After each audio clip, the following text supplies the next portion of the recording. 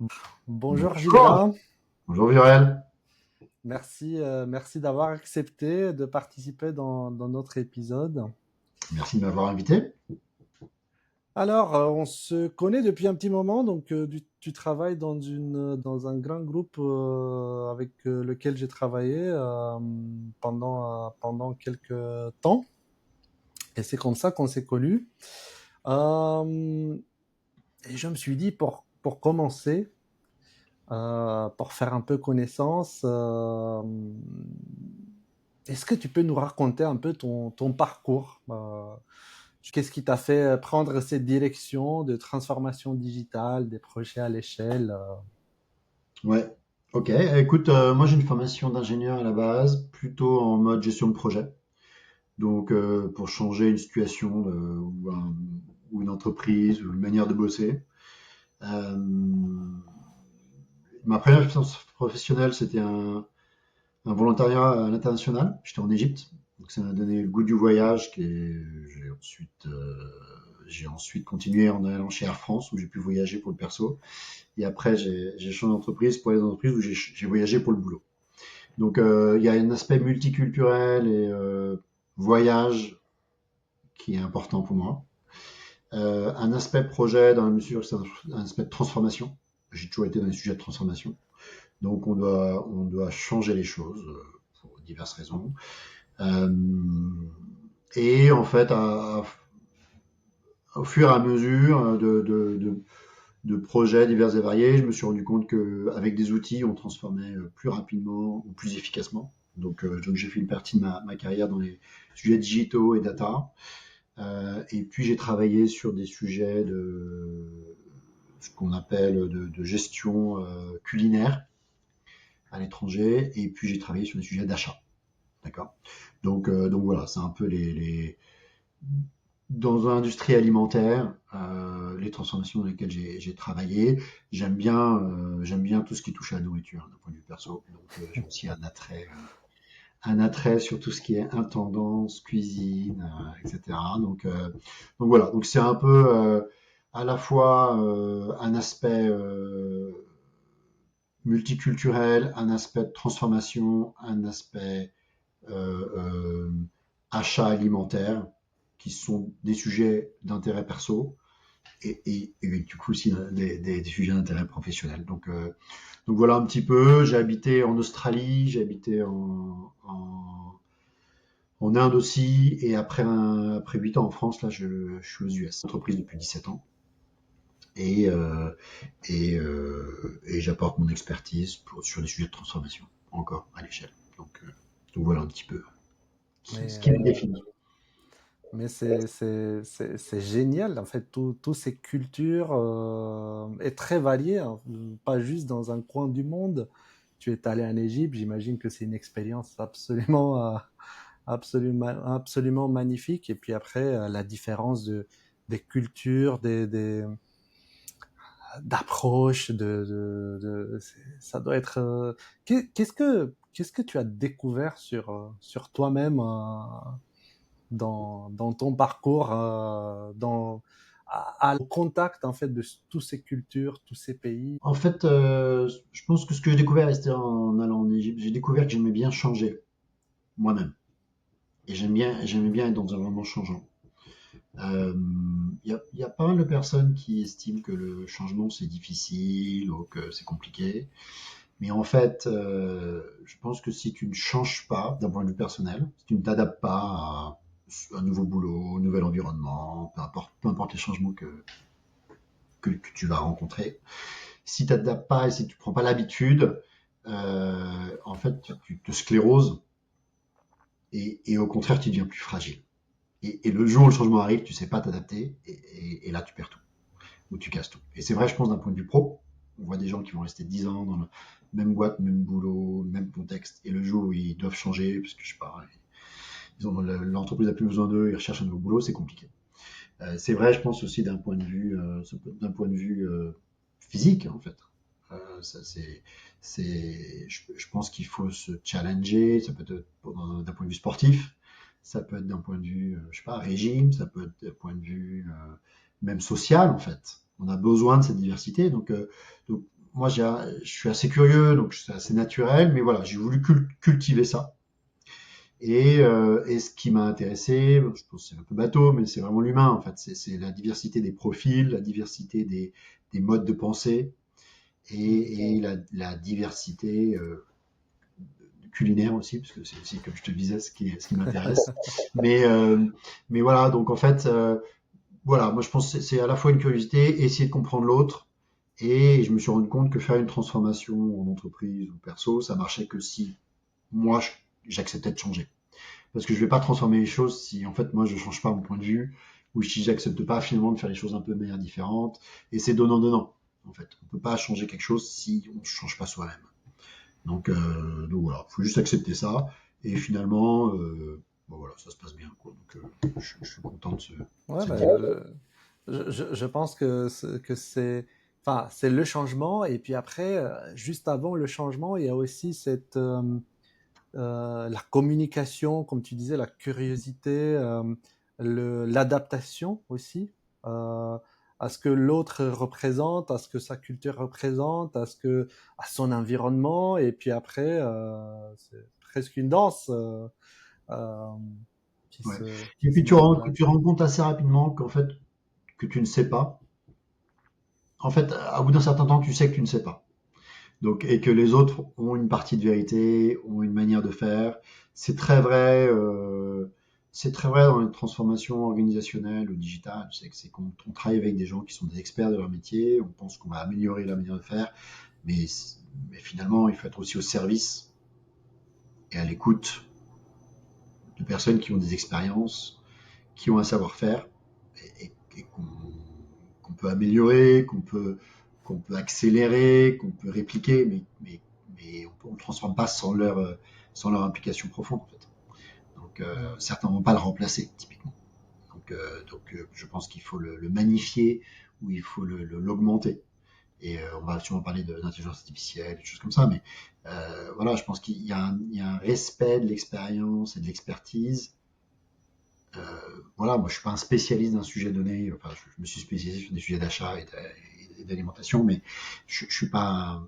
Il y a beaucoup d'expertise que je n'ai pas, et voilà, je pense qu'il faut écouter et comprendre pourquoi les choses sont comme elles sont à un instant donné, et ce qu'on peut en faire pour améliorer la situation.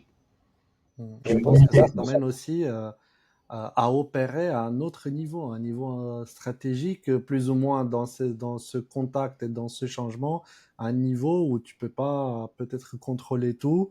Tu fais avec ce que l'environnement et les personnes en face te... exactement. Souvent, tu peux pas faire tout toi-même, donc ce qu'il faut, c'est passer des messages, c'est être clair sur une vision, c'est donner des outils à des gens qui eux peuvent faire ou qui eux savent faire.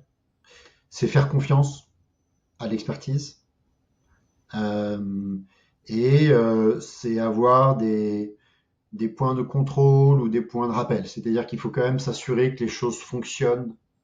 Donc c'est quand même connecter les dots. C'est là où la donnée est très importante. En fait. Mm. C'est aussi essayer d'être factuel et pas uniquement se laisser embarquer en fait par le courant. Je pense il faut aussi comprendre ce qui se passe de manière macro alors qu'on n'a pas toutes les informations micro. D'accord. Donc c'est voir les tendances, c'est s'assurer que on n'a pas toujours les liens de causalité, mais on peut voir qu'il y a quand même des corrélations. Donc en fait c'est et puis c'est avoir des hypothèses, les tester et les valider ou les invalider. Moi je me rends compte que souvent j'ai des préconceptions, des préjugés sur ce qui va être difficile, ce qui va être compliqué, ce qui va être facile, et souvent ce que je pense c'est pas bon. C'est souvent, je me rends souvent compte que il faut adapter l'approche en fait très souvent. Je trouve ça hyper intéressant parce que tu disais, voilà, on a commencé un peu avec ton expérience personnelle, cet apprentissage de changer, de s'adapter, de connaître des cultures. Et puis après, progressivement, bah, ça façonne, et j'imagine que ça a façonné ta manière de d'agir dans la vie professionnelle, on parlait tout à l'heure. Euh, et je me pose la question, aujourd'hui, quel te semble être le défi racine en fait du leadership dans un monde comme on disait qui s'accélère, se complexifie, où l'IA, voilà, amplifie encore la complexité. Moi, ce à quoi je fais attention, c'est de ne pas être déconnecté de la réalité. Je pense qu'on a besoin de boucles retour. Mm. On a besoin de savoir ce qui se passe effectivement quand on lance une transformation, quand on lance un nouveau chantier, quand on signe un nouveau client. Et je pense que c'est la proximité avec les opérations au quotidien, avec la réalité opérationnelle qui est clé. Donc nous, on opère sur plus de 5000 lieux aux États-Unis qui sont chez nos clients. Et c'est très facile d'être déconnecté et de s'imaginer que ça se passe comme ci ou comme ça. Et le seul moyen de faire, c'est d'aller écouter des gens, un chef qui est sur site, qui fait la cuisine et qui me dit bah, moi j'ai tel problème, et c'est ça mon problème. Et en fait, euh, donc moi je pense que le risque c'est la déconnexion et c'est le manque de données en fait, le manque de données d'insight, je devrais dire. Le manque de compréhension. Donc c'est vraiment au fin du fin, c'est le service qu'on rend aux clients, aux consommateurs. Moi je suis une boîte de service, ça peut être un produit qu'on vend, mais en l'occurrence moi je suis une boîte de service, donc c'est c'est le service rendu et comment il est rendu. Et si le client ou le consommateur revient, est prêt à acheter plus, est prêt à vouloir plus. Donc il faut toujours revenir à ça. Hein. On peut avoir tous les problèmes qu'on veut en interne, c'est pas ça le sujet. Le sujet, c'est comment est-ce qu'on répond à un besoin et comment on reste relevant par rapport à ce besoin-là. Et puis, c'est voir aussi ce que fait la compétition. C'est rafraîchissant. Ça permet Mm. de rester alerte. Et puis, il y a un engagement aussi au-delà de faire du chiffre, de signer des contrats, de garder les clients. Je pense il y a un alignement avec les valeurs. Est-ce que les opérations qu'on met en place, est-ce que les transformations qu'on met en place permettent d'avoir la société qu'on veut avoir demain? Est-ce que c'est aligné avec mes valeurs, avec ce que je crois, ce pourquoi je me bats? Donc je pense que il faut être entier. C'est-à-dire que on ne peut pas vraiment se donner complètement dans une transformation, dans un changement organisationnel qui impacte la manière de bosser, qui impacte les opérations, si on n'est pas entièrement aligné avec ce qu'on croit et avec ce qu'on a dans les tripes. Donc, Et donc cette déconnexion dont tu parles, c'est, si je comprends bien, il ne s'agit pas juste d'une déconnexion d'un élément ou deux éléments, c'est plutôt le défi, c'est plutôt faire gaffe en tant que leader de te déconnecter à la fois du système et puis être en capacité de relier en fait tous ces points du système. Qu'est-ce qu'on délivre aux clients? Qu'est-ce que nos gens sur le terrain font? Est-ce que les valeurs sont alignées à tout cela? Donc c'est cette approche c'est une plutôt cohérence. C'est une cohérence, oui, une C'est une cohérence plutôt cohérence, systémique qui. une vision, une cohérence, et du coup, je pense une clarté que l'on doit aux gens qui opèrent dans le système. Il faut être simple et clair sur ce qui est important, ce qui n'est pas. Donc il y a aussi une priorisation des besoins et des attentes. Enfin, je veux dire, si on parle 3 heures de 53 sujets différents, c'est quoi la stratégie, où est-ce qu'on va quoi. Alors que si on dit, attends, on fait des choix simples, on s'y tient, on peut s'adapter si on se rend compte que la décision n'était pas bonne, mais on a une transparence et on a une lecture facile par tout le monde des choix d'entreprise, ça enlève pour son du bruit. C'est quand les Mais gens donc ont un du coup, quartier de c'est une salon tâche vont voir. compliquée. Pardon?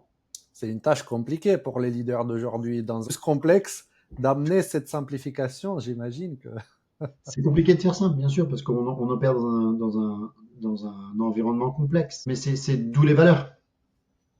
Quand on se tient quand on a quelques valeurs et peu de valeurs, on s'y raccroche et ça donne une grille de lecture. Si on n'a pas ce cap, si on n'a pas une vision, si on n'a pas de valeur, alors ça devient compliqué parce qu'on n'a pas de grille de lecture. On prend des engagements, on se donne un cap, on sait où on va, et après on regarde à l'aune de ces engagements et de cette direction-là, on prend les décisions du quotidien. Est-ce que ça m'amène plus proche de là où on veut aller? Voilà. Et chacun, et les gens ne sont pas idiots. Genre, une fois qu'ils ont compris le message, ils opèrent. Après, il y a des intérêts individuels, il y a des intérêts qui sont différents, etc. Donc ça, c'est, je pense aussi, le rôle du leader de rappeler quelles sont les règles du jeu et de gérer la performance en conséquence.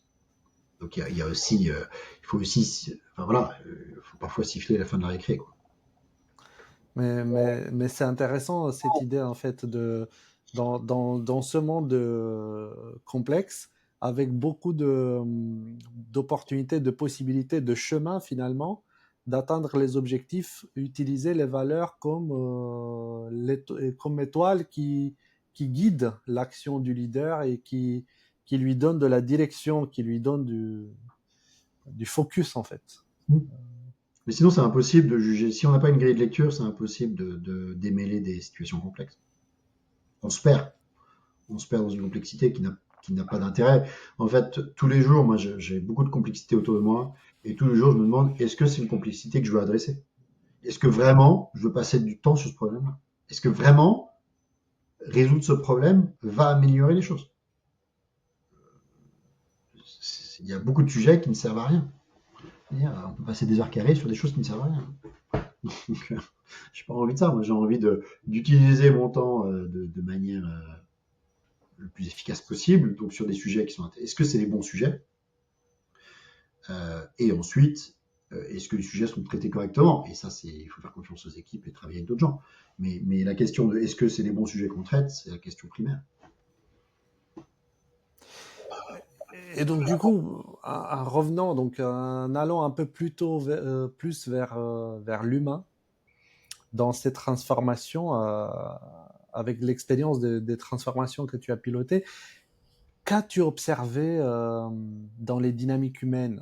Enfin, on parle bien enfin, des influences, des résistances, ou bien parfois des élans collectifs. Euh, En quoi cela a transformé peut-être ta manière d'agir en tant que leader En fait, je pense qu'il y a la- ça dépend beaucoup de la position où se trouvent les gens pour une transformation. Un leader, il va se dire, OK, on fait telle transformation, je mets tel budget, j'investis telle chose, et du coup, j'aurai tel résultat dans 6 mois, un an. Donc, le leader est déjà après la transformation. Il se dit, bon, voilà, j'investis, donc j'ai ça.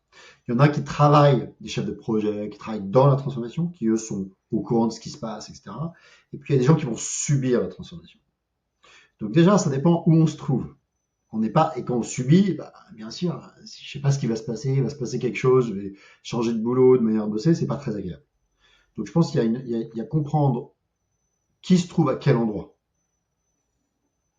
qui est inclus, pas inclus, qui est impacté. Donc je pense qu'il y a un premier travail de définir l'environnement et comment les différentes personnes se situent dans cet environnement. Ensuite, moi ce que j'ai observé, c'est souvent c'est ceux qui jouent le jeu, quel que soit le groupe dans lequel on est, et qui embrassent le plus la transformation et le changement, qui s'en tirent le mieux. Parce qu'ils vont montrer ce qu'ils ont dans les tripes, ils vont montrer qu'ils sont capables de faire plus. Alors là, j'ai une transformation, on a des vrais sujets de change, et on a une personne qu'on a mis en avant pour expliquer le change, pour expliquer ce qui allait se passer, pour gérer après le changement, continuer à soutenir le change, le changement, et c'est quelqu'un qui s'est révélé en fait dans ce projet-là, alors que dans la position qu'il avait avant, il pouvait pas montrer ce dont il était capable. Donc ça permet aussi aux gens, aux personnes qui sont impliquées, voilà, de jouer d'autres cartes, de montrer ce qu'ils sont capables de faire, d'être dans un autre environnement et du coup d'agir différemment. Donc pour moi, c'est à la fois un risque et une opportunité, hein. C'est toujours le même mot, je crois, qui veut dire les deux choses. Euh, et je pense qu'il y a besoin de se dire qu'on peut apprendre, qu'on peut évoluer. Et finalement, je reviens sur ce que je te disais avant, si on change jamais, le jour où on va changer, ça va être difficile. Alors que si on a l'habitude de changer, et on est dans un environnement politique, économique, social, extrêmement changeant. Donc, qu'on le veuille ou non, on est obligé de s'adapter au changement. Donc autant en faire une gymnastique et devenir le yogi du changement, devenir celui qui est très flexible et qui s'habitue, plutôt que celui qui jamais fait de gymnastique et le jour où on lui demande de faire des étirements, ça fait mal au dos, aux jambes et aux pieds, quoi. Donc, euh, donc, donc voilà, c'est presque un sport. Soit on s'entraîne et du coup ça devient facile tous les jours, soit on fait jamais ce sport et le jour où on doit courir, j'ai couru 2 kilomètres et ça devient très, très compliqué. Donc voilà, je pense que c'est une habitude à prendre. Mais c'est intéressant parce que on part bien de cette partie d'action et d'être ouvert à agir, à s'entraîner, à manifester cette habitude. Euh, mais ce que tu disais avant, ça me paraît intéressant parce que tu parlais du leader, non seulement celui qui agit, mais celui qui observe aussi, qui décrypte le système, qui comprend bien qui est dedans, qui est dehors, qui comprend bien qui pourrait être acteur ou qui a besoin peut-être d'être mis dans un rôle euh, d'action qui lui permet en fait de s'exprimer. Euh, c'est intéressant cette posture. C'est un peu l'avant de l'action. C'est ce qui se passe Pour avant que. moi, le leader, il est là pour aider les gens qui savent à livrer. Il est là pour enlever les problèmes, pour faciliter l'action et il est au service en fait de la transformation.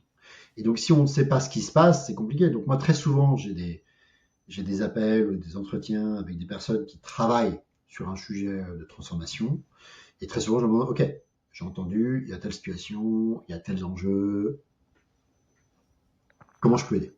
Qu'est-ce que je peux faire pour aider? Aujourd'hui, qu'est-ce que je peux faire? J'appelle quelqu'un, je débloque, tu as besoin de budget, peu importe. Donc, je pense que le leader c'est celui qui va faciliter et enlever ce qui empêche d'avancer. Donc, c'est comme une route avec plein de grosses pierres dessus, c'est eux qui vont enlever les pierres. Et après, ça va rouler. Voilà, c'est comme ça que je vois c'est comme ça que je vois le rôle. Et donc, si on connaît pas le système, si on connaît pas l'endroit où on est, c'est compliqué de savoir où ça bloque. Donc, faut demander, faut parler, faut avoir du retour, faut comprendre, bah, ça avance pas, pourquoi ça avance pas, qui a un problème. Voilà, ça peut être des situations pro, ça peut être des situations perso. Des gens qui ont des situations perso. Donc voilà, comment est-ce que je fais en sorte que la personne qui vient travailler soit dans un environnement où c'est facile de travailler? C'est ça la question. Ça peut être, euh, ça peut être, je sais pas, ça peut être très simple. Ça peut être, j'ai pas le bon bureau, j'ai pas le bon environnement, j'ai pas la bonne connexion internet. Ça peut être des choses très très simples. Comme ça peut être des situations personnelles compliquées. Et dans ce cas-là, bah, on fait ce qu'on peut faire dans un cadre d'une entreprise. Mais euh, je pense que ça passe par la compréhension des besoins, d'épanouissement de chacun. Et après, quand on fait une transformation, que c'est un succès, tout le monde fait partie de ça. Tout le monde fait partie de la bonne histoire. Tout le monde aura un truc à raconter sur LinkedIn ou je sais pas où. Voilà. Donc, voilà, faisons en sorte que les gens puissent en faire partie et puissent contribuer. Tu penses que ton style de leadership ou bien, je sais pas, ta manière de penser, d'agir, de décider, tu penses qu'elle a changé avec l'arrivée de la data et de l'IA? Parce que tu as conduit et tu conduis encore des projets de transformation, beaucoup de transformation data ou bien data-driven. Tu penses que ces nouvelles, enfin, on va pas dire nouvelle technologie parce que s'il n'y a pas tout de la nouvelle technologie, ben, mais cette rentrée de la data et de l'IA dans l'entreprise a changé en quelque sorte ta Il y a des manière de. choses qui vont beaucoup plus vite. Il y a des choses qu'on fait différemment. On fait plus de compte rendu, on fait plus de, les analyses data sont beaucoup plus rapides. Euh, je pense qu'il y a un risque il y a un risque de trop plein d'informations, de vouloir savoir tout ce qui se passe. Euh, donc il y a à la fois beaucoup plus d'outils et un panel et de manières de faire qui sont beaucoup plus larges. Et à la fois, il y a des gens qui vont se perdre aussi dans cette jungle et ces sujets data. Et qui vont passer beaucoup de temps sans forcément avoir beaucoup d'output, beaucoup de retours sur l'investissement fait. Donc en fait,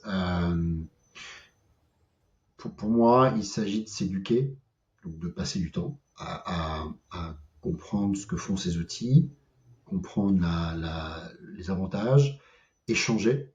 Je veux dire, moi j'apprends aussi d'autres collègues qui font, des gens qui bossent pour moi ou avec qui je bosse, voilà. Euh,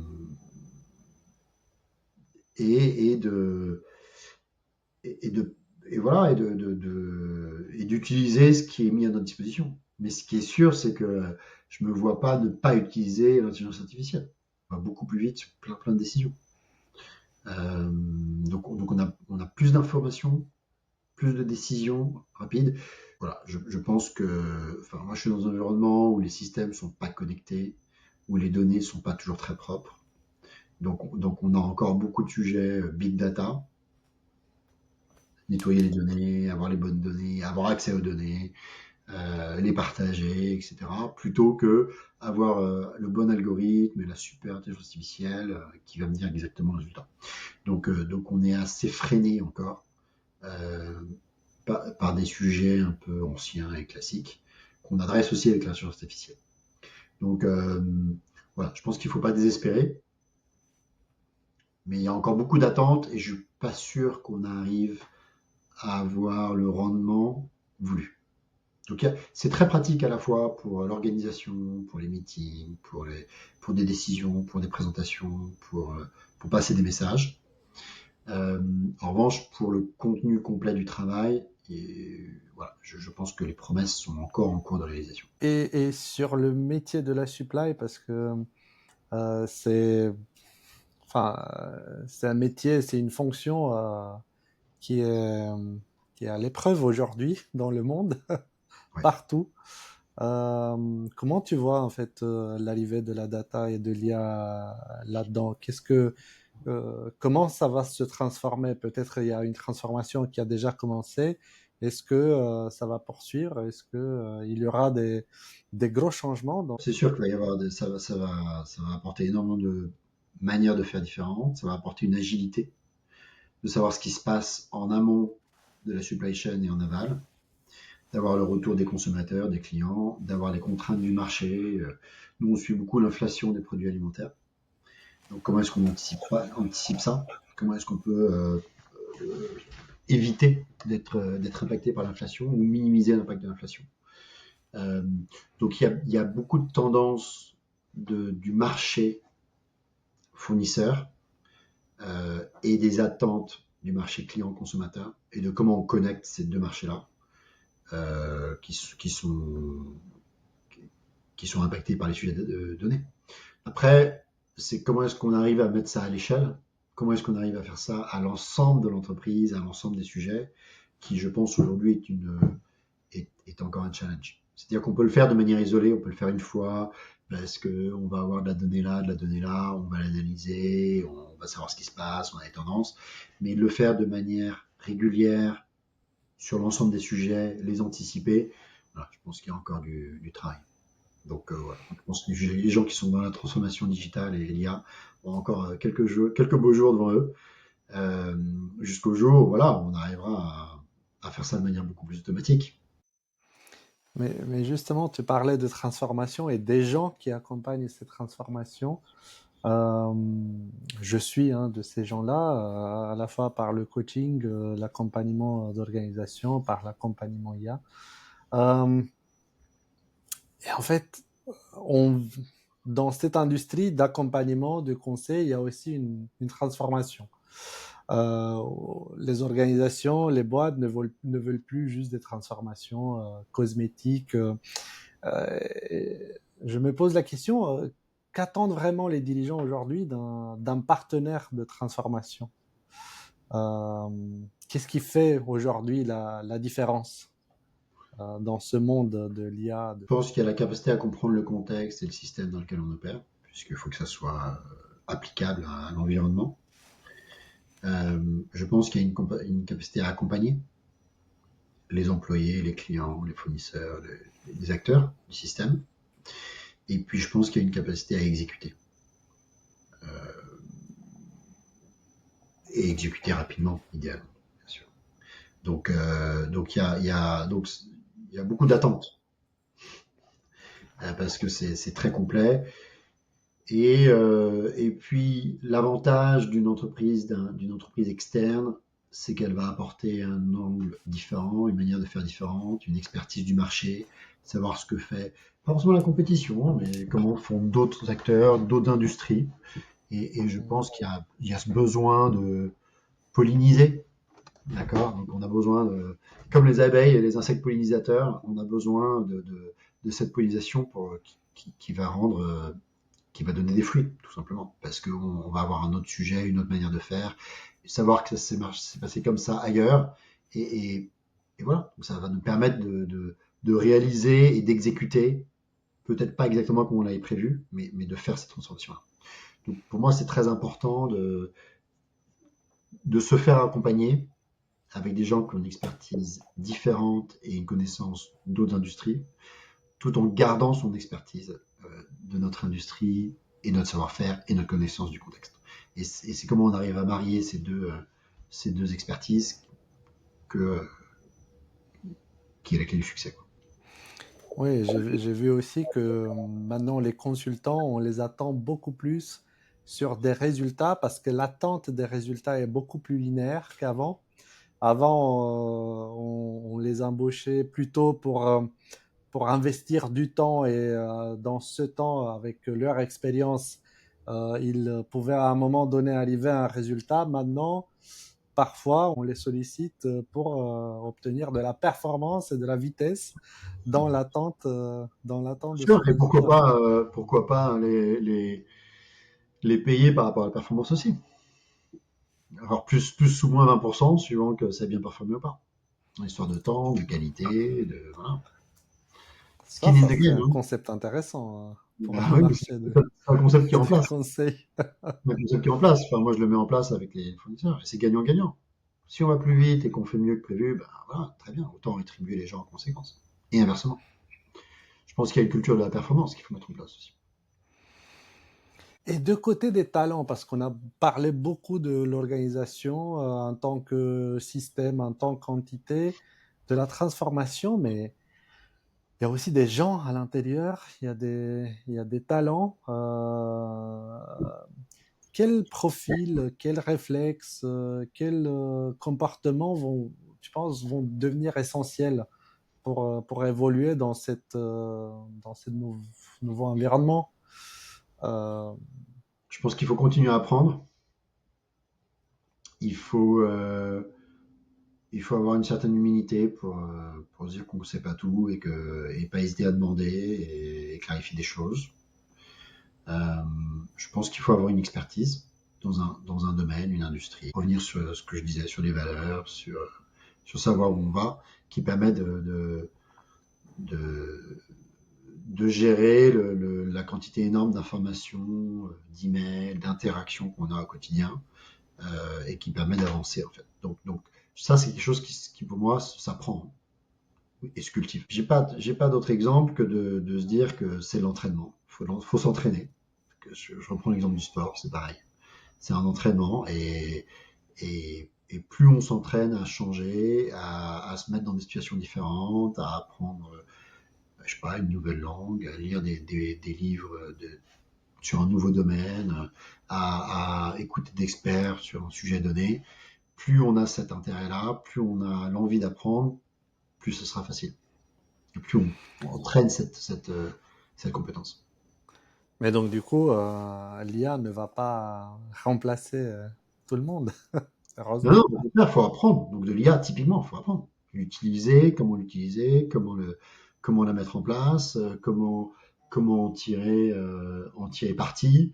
Euh, il y a encore des gens qui mettent en place des IA, qui mettent en place des projets transformationnels. C'est des gens qui doivent savoir utiliser ces outils-là, c'est sûr, et qui doivent continuer à apprendre. Est-ce qu'un jour on sera dépassé? Est-ce qu'un jour on aura des IA qui font pour nous?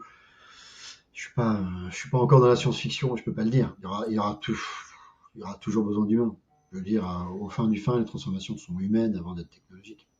Alors moi, c'est ma conviction. Mais est-ce que, enfin, après, bien évidemment, un collaborateur devra et doit savoir déjà utiliser l'intelligence artificielle, prompter, comprendre comment les IA pensent. Mais est-ce que tu penses qu'au niveau humain, il y a un changement dans les attentes vis-à-vis de ses comportements, de ses soft skills, par exemple, de sa manière de communiquer, de ses valeurs, des comportements. Je pense que les compétences purement humaines qui ne peuvent pas être automatisées vont être de plus en plus importantes, c'est sûr. Donc ça peut être prendre la parole en public, ça peut être expliciter des idées compliquées de manière claire, ça peut être partager ses convictions, partager ses valeurs, ça peut être je pense que des compétences de travail en groupe, de comment utiliser des expertises différentes seront d'autant plus importantes. Puisqu'on aura des machines, des intelligences artificielles qui vont faire, qui vont faire elles, des revues très détaillées de sujets techniques. Euh, donc comment est-ce qu'on va connecter des domaines différents? Typiquement en supply chain, on a besoin de travailler avec tous les gens de la chaîne. Comment est-ce qu'on arrive à connecter ça? Comment est-ce qu'on arrive à comprendre les autres et faire le lien? Donc je sais que tu aimes bien tout ce qui est systémique, mais je pense que ces approches de comprendre le système, le contexte, qui permet par ailleurs de faire des meilleurs prompts, qui permet justement de guider la machine là où on a besoin qu'elle aille. Donc ça va être pour moi des compétences d'autant plus importantes, puisque c'est grâce à ça qu'on va pouvoir mieux utiliser toutes les technologies qui s'offrent à nous. Donc, euh, donc oui, je lisais un article sur l'intelligence artificielle et l'éducation. En fait, voilà, les jeunes utilisent l'IA tous les jours. On l'aime, on n'aime pas le sujet, c'est comme ça. Voilà. On n'a pas besoin de. Donc à partir du moment où on se dit ça, comment est-ce qu'on les évalue? Qu'est-ce qui est intéressant? Est-ce que c'est la note qui est intéressante? Pas forcément. Savoir bien utiliser l'IA, savoir avoir obtenu à partir de l'IA ce qu'on veut, très intéressant. Savoir parler ensuite, exposer quelque chose qui peut-être fait un travail à partir d'IA, mais savoir le parler, se l'approprier, savoir le challenger, se rendre compte qu'il y a une hallucination et que en fait l'IA nous raconte des choses qui ne sont pas vraies. Avoir un esprit critique, ça va être des choses qui sont d'autant plus importantes, puisque puisqu'il y a une partie du travail qui va être mâchée et pré-mâchée. En revanche, je pense que savoir utiliser les IA ça sera comme savoir utiliser Excel ou savoir utiliser un email aujourd'hui. Je veux dire, si on ne sait pas utiliser les IA dans le travail quotidien, on va automatiquement se disqualifier. Enfin, je veux dire, Mais on sera pas relevant, on sera pas employable. ce que tu décris, c'est vraiment une transformation culturelle. Et c'est marrant parce que je discutais avec quelqu'un il y a quelques jours et on parlait de la construction de data pipeline, en fait, Mhm. des flux de données dans les grandes entreprises. Mais en fait, là, je me suis rendu compte que la construction de la data pipeline est d'abord, enfin, c'est un effort technique, certes, mais c'est d'abord un effort culturel. C'est et d'ailleurs, comme la transformation cloud, le défi de la transformation cloud, ce n'était pas technique d'abord, c'était culturel. Les gens ne comprenaient pas toujours qu'est-ce que ça veut L'histoire dire. c'est tout le sujet du leader. Et c'est pas la. Alors, bien sûr que la qualité du code, c'est important, mais quand on voit ce que font les intelligences artificielles en termes de génération de code et de qualité de code, je veux dire, c'est pas la qualité du code créé. C'est est-ce que le code que je fais s'inscrit dans un besoin, dans une logique d'entreprise, dans un besoin client, fournisseur, et à une valeur du métier. Donc c'est euh, la compréhension de l'industrie dans laquelle on est, des attentes des acteurs de cette industrie, et comment on va servir cette industrie. C'est pas la qualité du code qui fait que ça va faire la différence. J'ai une dernière question. Enfin, peut-être c'est un exercice d'imagination, mais comment tu vois le monde d'ici 5 à 10 ans avec tous les défis qu'on a, tous les changements, toute la complexité? et les opportunités aussi. Moi, je pense que c'est un monde hyper intéressant, qui est un monde à construire. Je pense qu'on a tous un rôle à jouer, si on a envie. Si on n'a pas envie, bah, on peut être laissé sur le côté et on ne peut y participer. Mais pour moi, je suis assez positif parce que bon, après, je suis dans les sujets de transformation, donc c'est un autre changement en fait. Mais c'est un monde où, avec énormément de potentiel, on va pouvoir opérer de manière très différente. On va pouvoir se recentrer sur vraiment le service humain, sur ce qui finalement est noble dans les interactions humaines.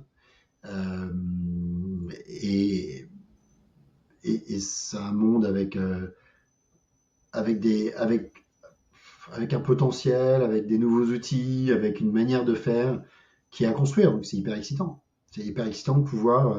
Alors après, c'est vrai que tout le monde ne participe pas à ça. Il y a des gens qui ne sont pas dans la transformation digitale, notamment les seniors. Après, c'est une histoire d'envie. Mais pour ceux qui ont envie, qui ont l'ambition et qui sont prêts à dédier l'énergie, je pense que tout est ouvert. Alors, il faut avoir envie. Merci beaucoup, Gilda, Bah, de rien. pour ta présence aujourd'hui Merci à toi. et peut-être à bientôt.